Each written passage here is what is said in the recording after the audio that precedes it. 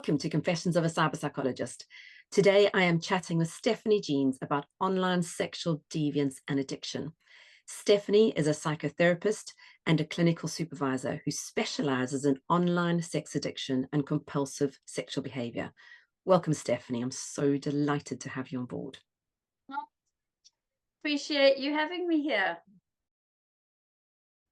Stephanie, before we get chatting about the work you do, can you tell me a little bit more about who you are, what you do, and what the pivot point was that got you interested in helping those who struggle with online sexual issues? Yeah, so I started out actually as a secondary school teacher in English and history. Loved that. So that's why I also have a great passion in helping young people. And things changed over time. We moved around the world a little bit. I gave up the teaching and I ended up working for the Compassionate Friends, which is a support organization for bereaved parents coming from personal experience of loss. And in that, that's when I began to train to be a therapist and a counselor. Moved to the UK, I decided to take it further, did my master's. And then while I was doing the generalized therapy, be it bereavement, relationships, stress, etc., I started to notice that more and more clients were actually coming and talking about bringing up pornography, sexual problems, but as in unhealthy sexual behaviors. Started to think, okay, I'm wondering if this is a thing or not, because still, even now, it's a bit of a we don't talk about such things and an excuse for bad behavior. But I specialize and I haven't looked back since and taken it a bit further. So, not just working with sex and pornography addiction, the ordinary person, layman who is affected just in their day to day, but those who've also crossed a legal line. And so, working with offenders, which is another offshoot altogether. But yes, I think it's a growing problem. And so I'm really thrilled to be able to have this opportunity to talk about this topic. And this may sound like a rather simplistic question, but I thought it was asking for clarification. What is pornography addiction and what is a pornographic video? Okay, so anything pornographic is sexually explicit material, be it written, be it in video, be it photographs, but of sexual organs, of sexual acts, of body parts, but specifically with the intention of sexual excitement and arousal. And then is it an addiction or not? Addiction really is any behavior whereby you recognize it's hurting you, it's damaging you in some way. So you try to stop, but you can't, or you can't remain abstinent from the behavior. Thank you for clarifying that, because I think a lot of us don't realize what addiction or how sexual addiction can become an addiction. It's just some people watch porn and they can step away from it, but others actually it's really tough. It starts becoming very compulsive and very hard to get away from. So although you do well-being counseling and you have been doing that alongside your sexual Yeah. addiction therapy, you've specialized in sexual addiction, and a lot of that is around online sexual behavior. Now, there seems to be a growing acceptance of sexting and the consumption of porn websites like since Pornhub went live. Do you think there's a direct correlation between greater access to online porn and compulsive sexual behavior? I just think 1000% the internet's been the game changer, hasn't it? So showing my age, but my era, literally the magazine on the top shelf, or when the internet started, taking half an hour to download some image. Now, literally in the space of an hour, you or I could see more than, I like this sort of way of putting it, someone in a medieval village would have seen in an entire lifetime. We can see in half an hour. So it's a smorgasbord of everything. So any topic, any kink, any deviance, it's out there. And of course, the whole problem is you think, oh, as it escalates, well, that's a bit weird what I'm looking at. You go online, there's a whole group of people who are into the same thing. So there's so much desensitization and making everything okay, that's normal. Okay, it's a bit weird, but hey, lots of people are doing it. So the internet, and it's secretive, it's accessible 24/7. So it just draws people in, and without necessarily realizing how what they're looking at is escalating. So yes, completely. I suppose also there's an element of if you are watching a porn hub and watching stuff, knowing that other people are watching a similar thing makes it kind of more socially acceptable in some ways, even though you may secretly be doing it and not, and your immediate circle of friends and family don't know you're doing it. There's lots of other people online who are, so it's kind of makes it a bit more okay in your head. It's exactly what happens. It's a little bit like research bias, isn't it? When you have a political view or a view on absolutely anything, you lean towards those or the articles or that are agreeing with what you're thinking. And I see that with all of my clients, especially those who've crossed a line and they go, what was I thinking? There isn't thinking involved for a start because of lots of different reasons. But yes, it becomes something that is okay because others are doing it. That leads me on to the next question is about what impact you think watching deviant sexual behavior has on the brain and hormones such as dopamine. Well, that's where it becomes really quite upsetting for people because obviously, as the escalation happens, like taking any drug, you need more of something to get the same effect, which doesn't last as long. And as the dopamine, the pleasure center in the brain, we seek things that bring pleasure. The problem is that that stimulation in the brain happens even with things that we start to look at that shock us, that disgust us, that, oh my goodness, what is this? Spikes the anxiety, a bit like we see a road accident and why would we be drawn to look at something horrible? But we are. So with that, the brain needs more. So that craving becomes not about things that somebody actually likes, it becomes what somebody needs and craves to get that stimulation. We often assume that most people watching porn and online deviant sexual behavior are kind of older men. That's kind of the narrative we have, and that's a perception we have of online porn. But can you clarify what proportion is male versus female when it comes to consuming overt online sexual content? And why do you think more men or women watch more pornographic clips? Women certainly look at pornography. Women certainly have issues with unhealthy sexual behaviors. Often in female terms, they might refer to it almost as a love addiction, so sort of multiple affairs, quickly attaching, having sex for whatever reason or validation that brings. Um, Interestingly, my practice, I can only speak from my own experience, all my clients are male. Maybe they're more open to talk about it. So even though it brings shame, clearly, it's that concept all men look at porn anyway. Um, with that idea that you brought up there of the youth versus older men, um, the youth are all exposed. This is the scary thing. And those who are older have more of a life template to draw on, and also most likely to have been in a physical, literal loving relationship, loving or not, but a physical relationship. But you take young people who are being exposed to pornography, shared around at school, who have never even been in a sexual relationship with anyone, they are developing that sexual template. They are learning what sex is from what they're looking at.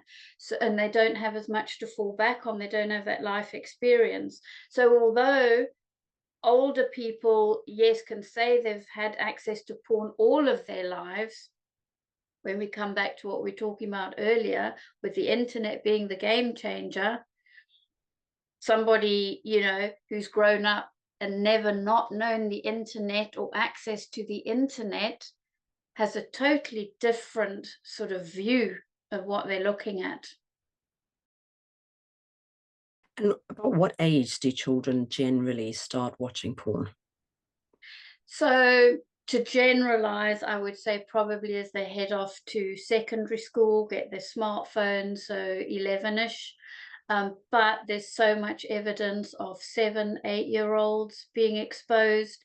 How does that happen? It can be in the most caring, loving, innocent home, an older sibling, for instance, looking at something, or they stumble across, let's say, what a parent might have stashed away or looked at, or they are given their tablets, which are meant to have parental controls, but stumble across things. So it can be exceptionally early. They can be, sadly, young people who might be being groomed or exposed. They might literally be shown things from 5, 6, 7, 8 years old.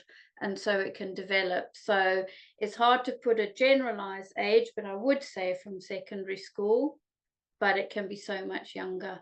So it's kind of generally when children start getting smartphones and have direct access to the internet in their Yes. pocket, really, and access to friends who tell them about, this is the link, go have a look at this, go look at it.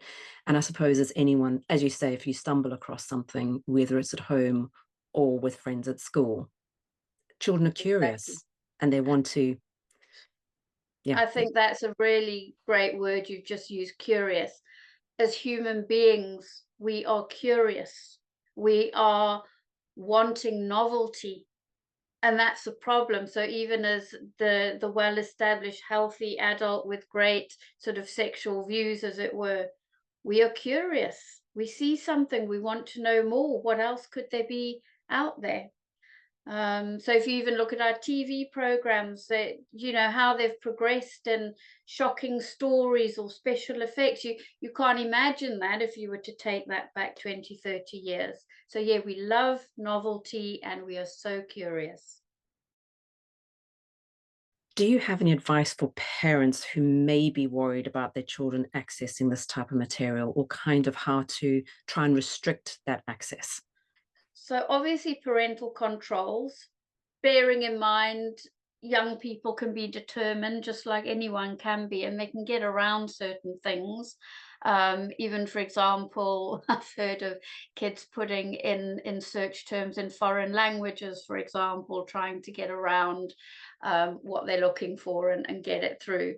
But I think being open, we need to talk about it. There are different forums and places where parents can find out. So, like Culture Reframed, for example, where they have programs for tweens and teenagers on how to talk to them about pornography. So, not to have, we all have the birds and bees conversation and feel awkward and icky about it, but open sexual discussions in obviously age appropriate terms allows a child not to feel the shame, the secretive nature of something. If they've been exposed to something, to feel they can come and say something. And then obviously in collaboration with schools, there's sort of ever changing sex education approaches. And I'm hoping nowadays that there is a big discussion around this and an openness. So that's the problem with this topic, the shame, the secrecy, the taboo, or especially if we're British, don't like to talk about it, and we need to be open. And you've spoken about the difference between life experience of someone who's older versus someone who's younger. But from a relational perspective, can watching online sexual behavior such as pornography build unrealistic expectations around relationships? And how can this be different from older versus younger people? If, let's say, your sex education is coming from looking at pornography, the body types are not necessarily realistic.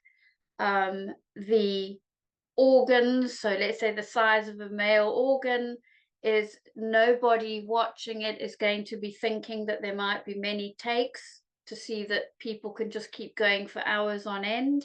They may not see that there are sort of drugs involved, that people can maintain this. They don't see what goes on behind the scenes, like the damage to people in, what happens sexually to them. And they think, I need to look like that. It's like the Kama Sutra all over again, but every which way. And the problem is, people think, I'm lesser than, I can't do that, I don't look like that. So I go into relationship, and do they really like me for me, because I can't give them what they want? And it just becomes something that's unattainable and unrealistic, which is really very sad for people. So again, somebody who is in a loving relationship, who might still be addicted to pornography, at least they've experienced what intimacy is, what love is. So the act of sex, great, and it can be passionate and just the physical animalistic act, that's a part of it, but it doesn't also include the loving, gentle, caring, nurturing side of that human connection that is so important. And outside of personal relationships, what other impacts does engaging in deviant sexual online behavior, watching pornography, have on people?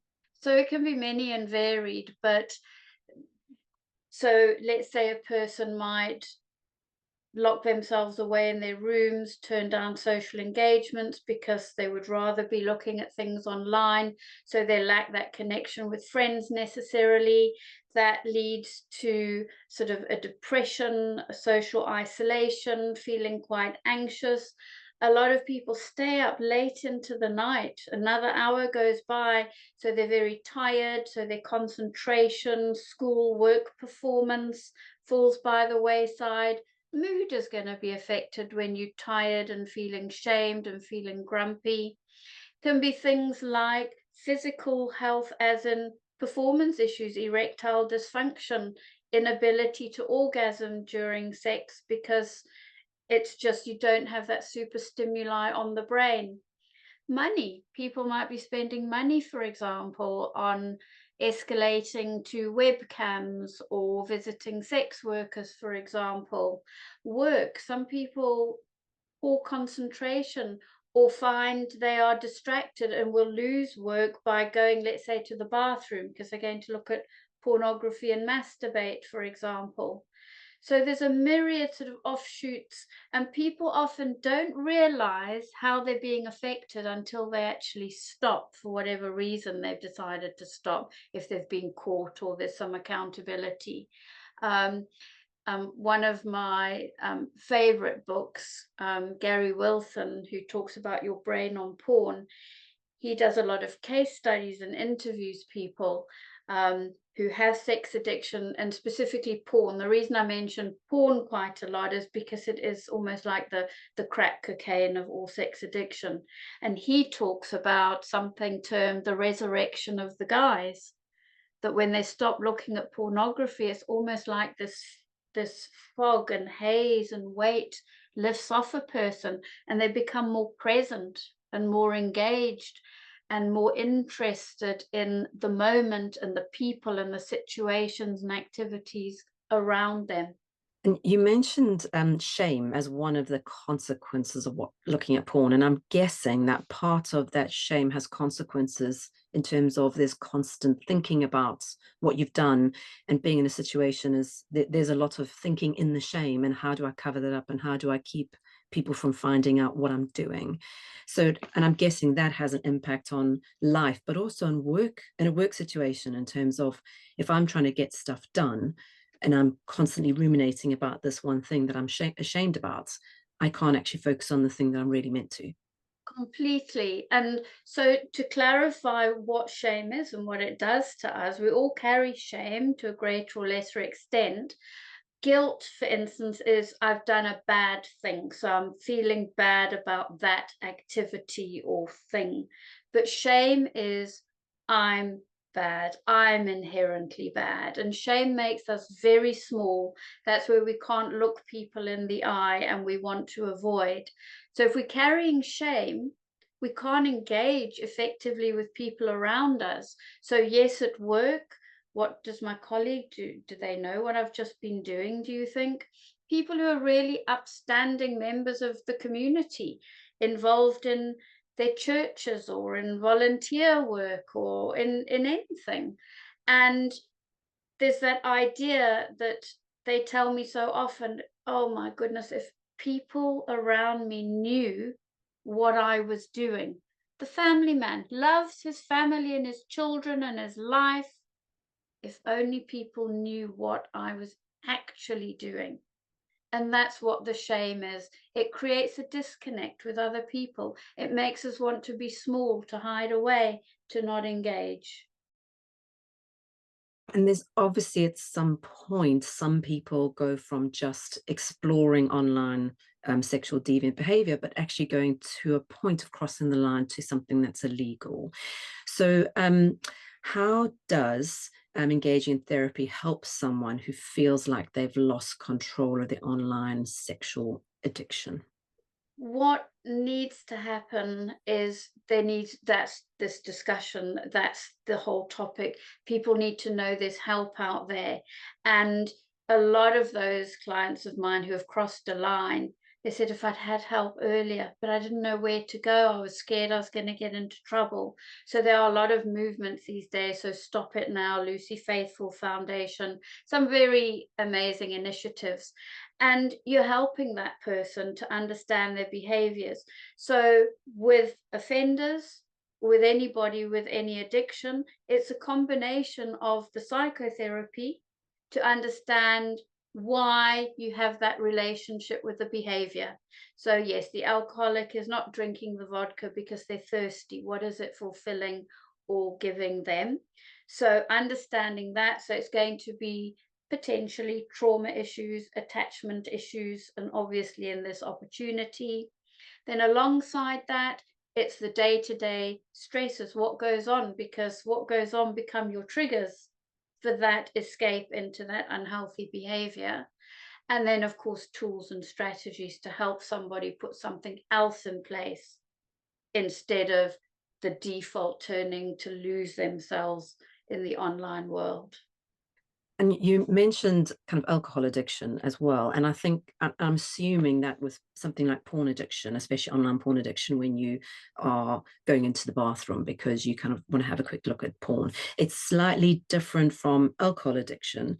And recently, alcoholic addiction has become slightly more socially acceptable in that I admit to being an alcoholic, it's sort of getting to the point of being okay. Whereas this kind of addiction is still socially so shameful and so frowned upon, and especially when it has potential impact on, say, my family life or my working life or just who I am as a person. So that must have a really long-term effect on not being able to get out of it and not being able to actually go and look for that help. Now, Carolyn, I love that point that you're making. You're exactly spot on with that. With You can see if somebody's drinking too much. You can notice eventually in the bank account if someone's gambling or if they're on drugs. This is really difficult because you're not actually ingesting something. And sex is a natural biological driver for most people. Some people are asexual, but for most people, it is there.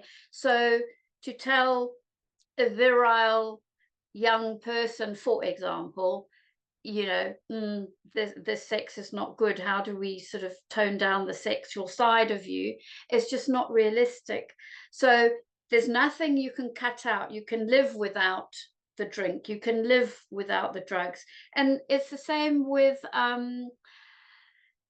eating disorders, of course, because you can't live without food. So that complex relationship with something you can't give up is exceedingly difficult to cope with. And because sex addiction is something that is not obvious, it is secretive, you don't know it's happening generally until the person might be found out. Yet it doesn't have that same awareness And that's why, of course, one of the big taboos, or why do we talk about this honestly, is an excuse for bad behavior. Well, there's no excuse for bad behavior.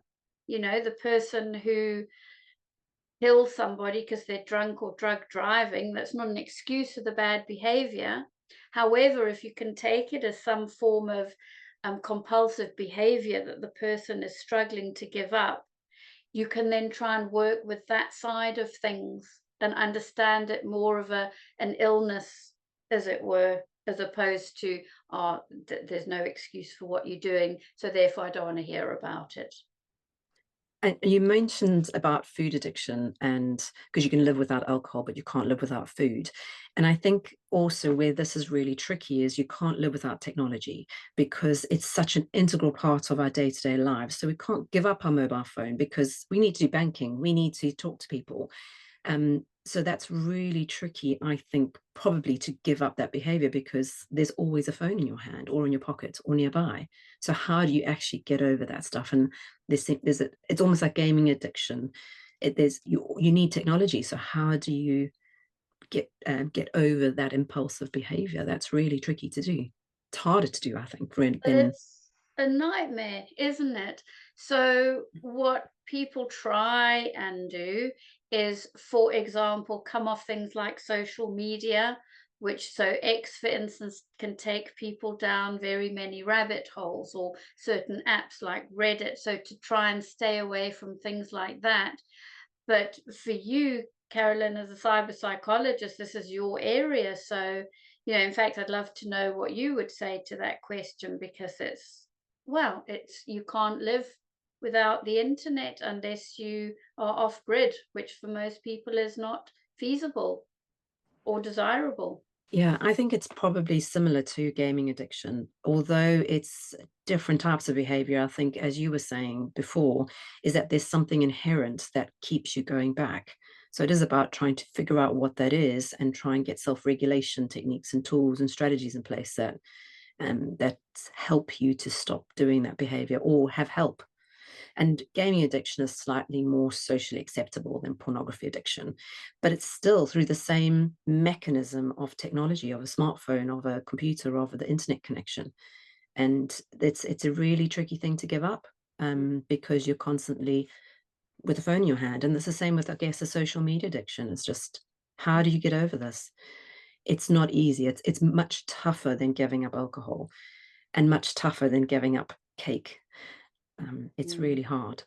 mm. So yeah, I've got a lot of empathy for people who are struggling with technology related Yes, yes. addictions, whatever form that comes in. One thing I want to find out is because you work with a lot of partners and families who someone in their family or their partner has committed sexual offenses. What impact does deviant online sexual behavior have on partners and families and even parents? So you've crossed a line, then it's a literal nuclear bomb going off for the family. The police will knock on the door of the family home, for example, and the partner will have no idea, no idea. And so the person that they love, who is caring, who is there, it's like this side of them that they had no concept of. It has all the So let's say your partner were to have a one night stand or an affair. You can go sit with a glass of wine and rant and rave about him. But how are you going to talk to a friend about the fact that your partner's been arrested or has done something that is criminal? You can't. So it's so isolating for the partner. They withdraw. They can be so impacted if they have children, and social services get involved. So the partner might not be allowed to live in the home anymore. So overnight they become a single parent, for example. Um, if they know about this behavior, what's wrong with me? Was I not good enough? So all those self-confidences. So it's about working with that person and trying to build them up, like putting scaffolding in place. Okay, you are a partner to that person, but you are also the colleague, the friend, the daughter, the sportswoman.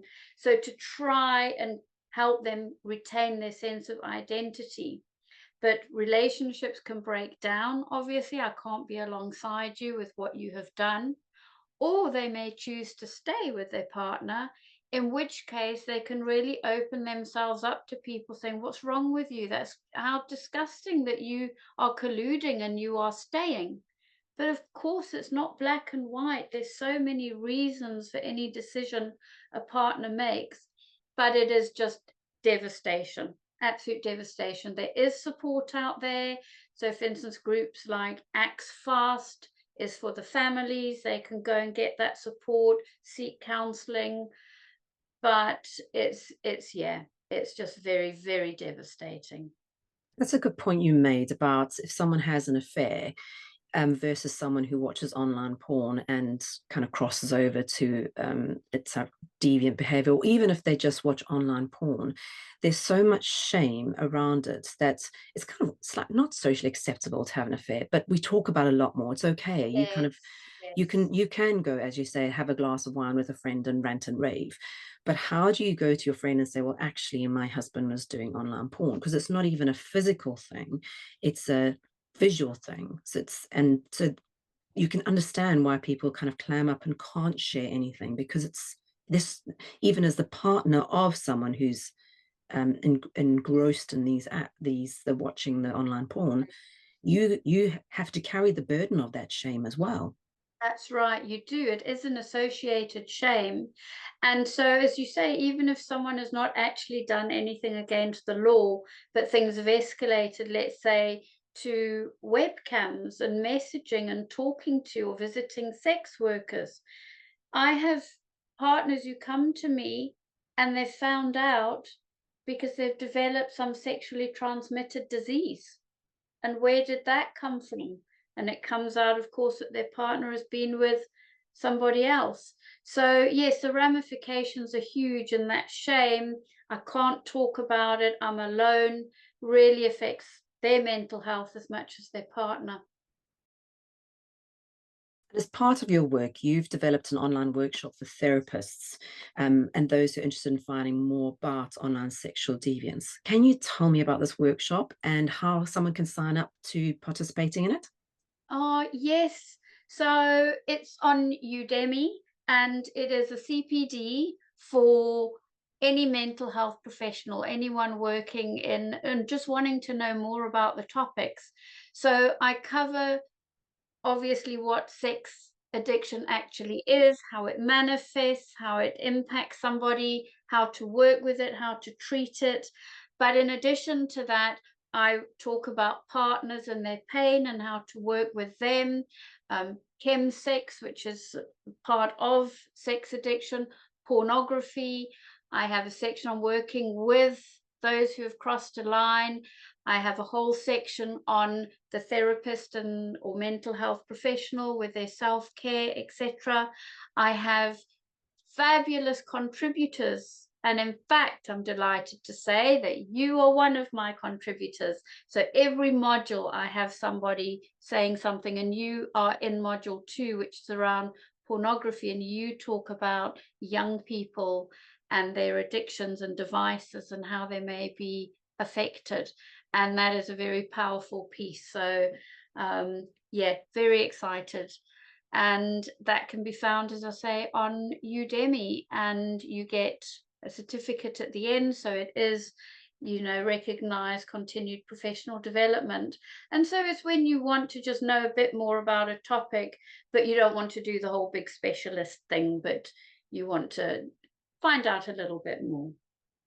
And I suppose that if someone's, say, an HR or a manager, this is a really good course to do as well, because does give them an insight into things that people struggle with, how people get into pornography, and addictions, and what signs to look out for, and things to kind of Yes. start recognizing, so that if you have a worker who you may suspect is struggling, that you can sort of recognize the signs, but also help the worker find the help that they need, so that it doesn't become an issue, because it has impacts on the bottom line of a business, really. Yeah, well, completely. If people are not being productive, If their concentration is not there, and they're not going to go to a manager and say, I'm struggling with addiction in this area, where they might say, I'm struggling with my mental health and I need to be signed off. Um, and so, yeah, in the workplace, in any workplace, to just have knowledge like you would about anything else. What It's just a human being at the end of the day who is struggling with something, whatever that might be. So the more we expand our knowledge, and because this is an area that combines two taboos, doesn't it? It's talking about sex and it's talking about mental health. We don't like to do that. It's improving, fortunately, and thanks to things like this podcast, awareness starts to spread. But in essence, it's not something we're just going to talk to a mate in the pub about. And so you make a really good point there, Carolyn. If managers, if friends, can just family members can just start to see the signs, especially like young people, for example. Now, a teenager naturally is going to spend more and more time on their own in their bedrooms. But if you notice they become more withdrawn from family events, I don't want to sit with you at the table, I don't want to watch that TV program with you. They seem to be becoming more depressed or just holed up in their room for hours. They seem very tired all the time or moody. It's, as you say, recognizing those signs, be it young person, adult, the person next to you, are they okay? Yeah, and I think that's the key thing is, are they okay? And just helping them through the process and holding them through the process in a very therapeutic way of just, it's okay to, this is okay. You're not weird, you're not unnormal. It's part of life and it's part of what we do as humans. And Yes. your addiction is not no different from any other addiction. Yeah, creating that safe space to Mm. talk about it, knowing that you can be helped and supported. Coming back to what we've been saying all along, if you can't talk about it, if you feel shame, it grows and festers. Stephanie, we're coming to the end of the podcast, and I normally have three standard questions I ask my guests. And the first is, what is the most important question I haven't asked you yet? Love that. Um, don't know if this is the most important question, but it is an area that I think is very problematic and growing, and that is anime, manga, hentai, because young people are exposed. So what is anime, manga, hentai? So it comes from Japan, animated or cartoon form, um, and the characters become really important, different genres. The hentai is the sexualized element of this. And why it's a problem, why it's so important, why we must be aware of what people are looking at is, let's say again, and I talk about young people a lot because they're our adults, it's their whole lives ahead of them we need to intercept. It's so popular, wonderful, but because it's in cartoon form, they are desensitized. It doesn't seem odd. Now, not all hentai is illegal or crosses a line. Just to make the point, if it's illegal in real time with real people, that anime form is equally illegal, just to be aware, if it's a realistic portrayal. What happens in this is that there's a lot of creatures and things and tentacles, and that the people being affected would be dead in real time, real life. But again, it's the normalization of something. And alongside that, so it's not just the anime and hentai, etc., but alongside the sexual addiction, it's the desensitization to violence, to gruesome stuff, misogyny, the way girls and women are being treated. So these are sort of extensions of how are people impacted. So where does it start? Where are people being desensitized? Where are young people learning that this stuff is all okay? So it's just to be aware, because something that looks like just a cartoon book, fine, but it can lead to an acceptance of things that are not okay, but can be dismissed because they're not real. It's just not real, is it? And that's the thing, is that if they're exposed to that kind of thing in cartoon form really young, as you say, that it becomes a norm and they don't quite know, or it's easy to move the boundary of what is normal and what is acceptable socially if it's in a cartoon format. It's okay because it's cartoon characters, surely. Right. And then in terms of the media, because mass media often has very specific narratives and it's often built on trying to get clickbait and trying to get people to look at their platform in order to get advertising dollars into the bank. But do you think in general the media are getting better or worse at accurately representing the whole area of online pornography and sexual deviance? I like to think it's improving. There's always sort of sensational stuff, but I do notice I see more and more articles where they will have experts quoted um, highlighting the problem. We've got the online safety bill, which was brought in last year. They keep tightening that up. And that because of that, there's lots more discussion around things, holding the big companies like Meta accountable. So in that way, there's some really good reporting that goes on. But of course, to sell a newspaper or on social media, of course, people deep dive into things that really are just unhelpful and scaremongering. But I think more mainstream, I'm feeling there's a more positive shift. But again, it doesn't matter what's out there. If you have a view, you're going to go and find the view that supports your own. So it's just constantly ever evolving different viewpoints. But find the lone few voices that grow exponentially. The more of us who can talk about this, the better. Stephanie, you've already mentioned a few resources during our conversation, but I wanted to find out if there's any particular favorite book that you normally recommend to others to read in your area of expertise. So there are a number of books that do focus on sex addiction and give understanding in that. So there are many. As in favorite books that I recommend to clients, the one is by Carly Peacock, A Pocket Full of Porn, because it's so accessible. It's somebody finding out about their partner looking at pornography, the whole impact on her, and then she goes into the industry and seeks to understand it. So it's easy reading and relatable. And then the book I mentioned before, Gary Wilson, he's just so renowned in what he does. But there are more and more really excellent books. But those are the two that are such easy reading and make sense. And Gary Wilson's book helps you understand the brain and the framework of the brain and what happens there and the neurological changes in the brain if you want that side of things as well. Stephanie, thank you so much for joining me in Confessions of the Cyberpsychologist. It was just so much fun chatting with you and finding out more about what you do. And I look forward to chatting to you again in the future. Thank you, Carolyn. That was wonderful. I really appreciate the platform that you've given for this topic.